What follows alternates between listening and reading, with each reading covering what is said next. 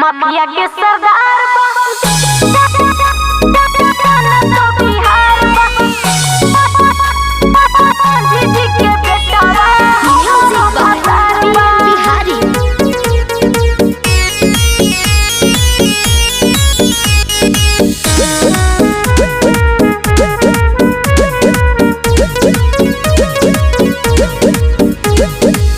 चलेलू रहिया में दहिया के पुलिस दारोगा से बतियालू बैठ के पुलिस दारोगा से बतियालू बैठ के चलेलू रहिया में दहिया के पुलिस दारोगा से बतियालू बैठ के कवना जाति के तोहार यार बा तोहार यार बा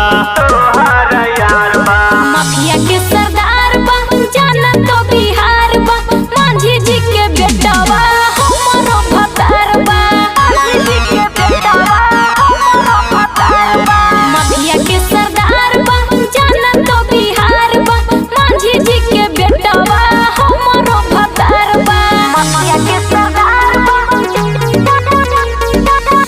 तो बिहार बा मांझी जी के बेटावा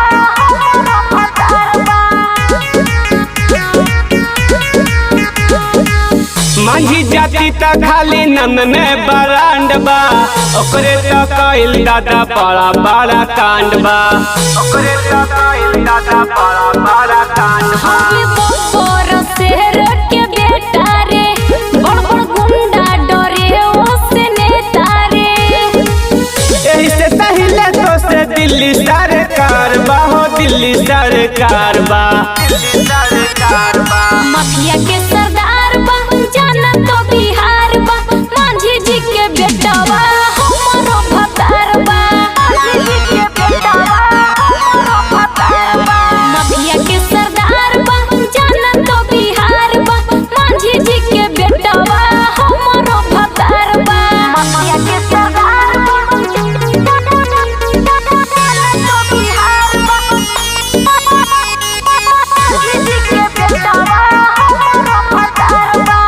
recording by Magahiya music Manpur block Gaya. Neeru Bihari जब करेला उ धमाका डरेला ओकरा से सारा इलाका डरेला ओकरा से सारा